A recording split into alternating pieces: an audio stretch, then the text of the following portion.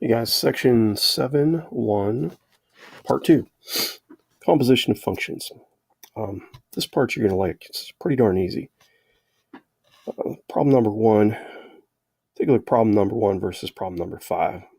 Number 1 says f of, and that's, let me go ahead and point this out.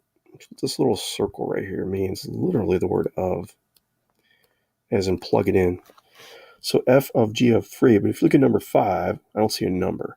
So the ones that have numbers are going to be pretty darn easy. Number 4 and number 5, not so much, but we'll get to that in a minute. All right. I'd almost rather see you write these problems this way. So the little open circle thing, again, stands for composition of functions, means the word of, and you'll see something like that on an ACT test or a state of Ohio test. But for our purposes, I think it makes a heck of a lot more sense if you write it this way. So every time we do a function, write a parenthesis, we were using the word of. So if I said f of g of 3, this statement is the exact same statement as that guy up there. But I think this makes a heck of a lot more sense because if you look where the 3 is in the parentheses. It's got to get plugged in. Where does he get plugged in first? Well, he's attached to the g, so that guy's got to happen first. So it makes, to me, a heck of a lot more sense. So what we have to do first is find g of 3. And we do that just by plugging them in. So the g function says take 2 times x, or in this case, plug it into 3, square it, then subtract 1. So if we go ahead and do that, well, let's see.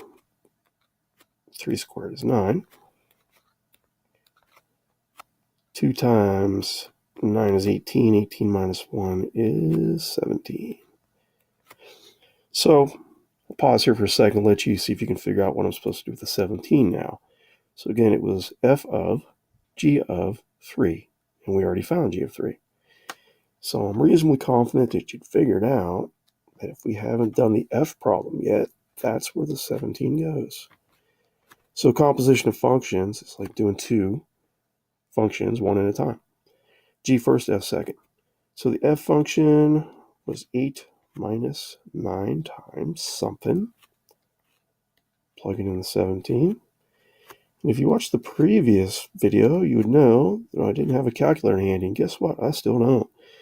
So 9 times 17 the old-fashioned way. 9 times 7 is 63. Carry the 6. 9 times 1, 9, 153. Hey, how about that? And then all we got to do is subtract these two guys. And that's a negative 145. So, future reference, this is how Mr. McCall is going to want you to write that answer. He's going to want you to go back and not just circle the negative 145 and say that's the answer. He's going to say, what was it you were trying to find? And we were trying to find f of g of 3, and we found out it was negative 145. So there you go. So on problem number 2, it's already written correctly, or the way that I prefer to see it. But again, I think it's way more obvious that means I got to find f of 2 first. And f of 2, as we talked about in the past, is as simple as plugging in the 2 for the x and doing the math.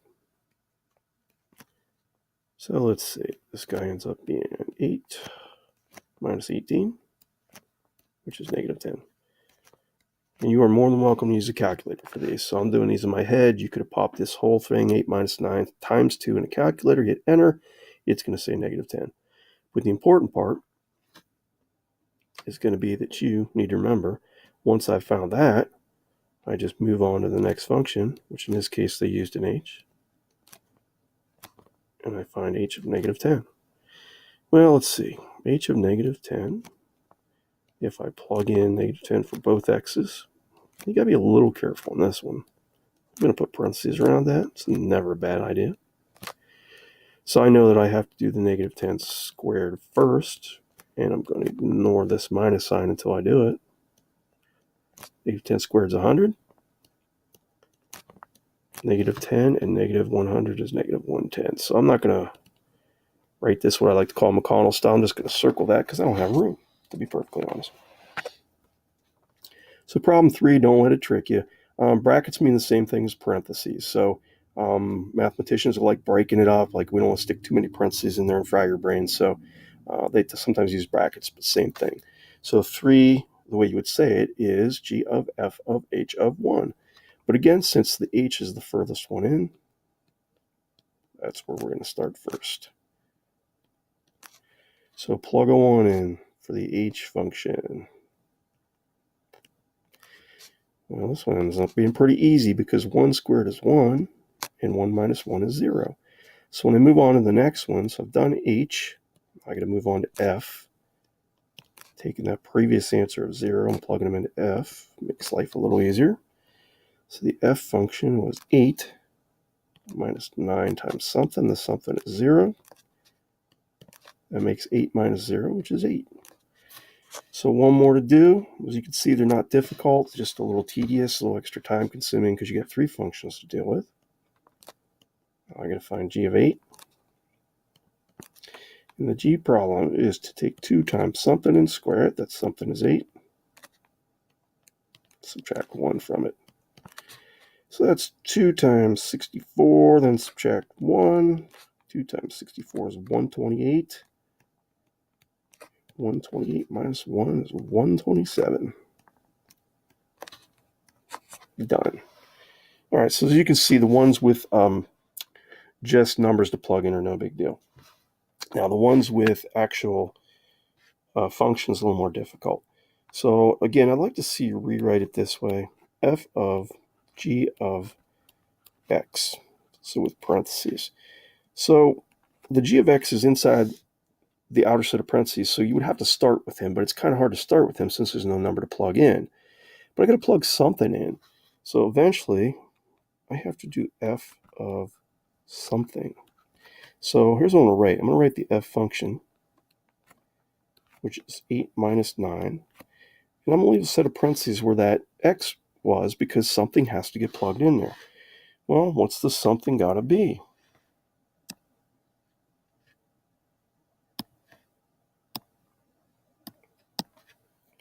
What's the other function? Because this is literally saying plug this entire function into the other function. So that's what a composition of functions really means. It's like creating a new formula.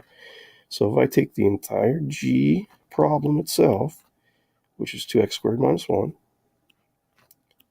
and plug it in.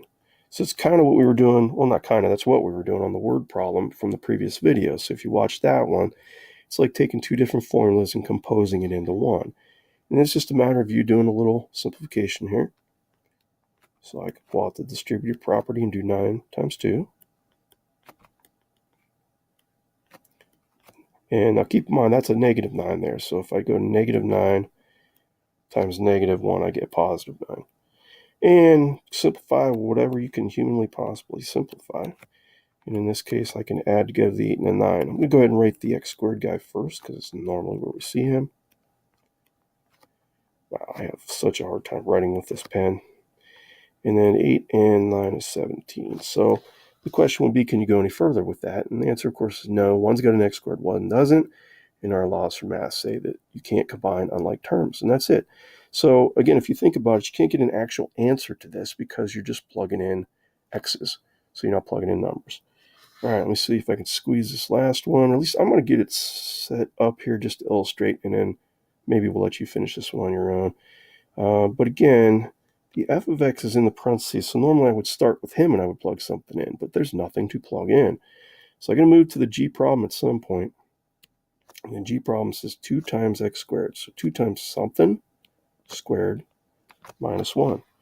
And I got to plug the something in.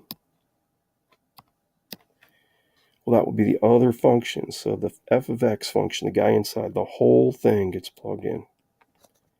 X 8 minus 9x. Okay, I don't think I'm going to have time for this, but I'm going to let you finish it. But the very important thing to point out, which is something you guys, some of you, like to forget.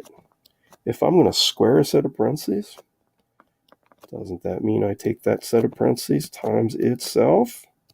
It sure does. And then right here, this guy would be a FOIL problem to do. So I'm going to assume that you guys can do a FOIL problem from here. And then eventually multiply that FOIL answer times 2. and eventually subtract 1 from it.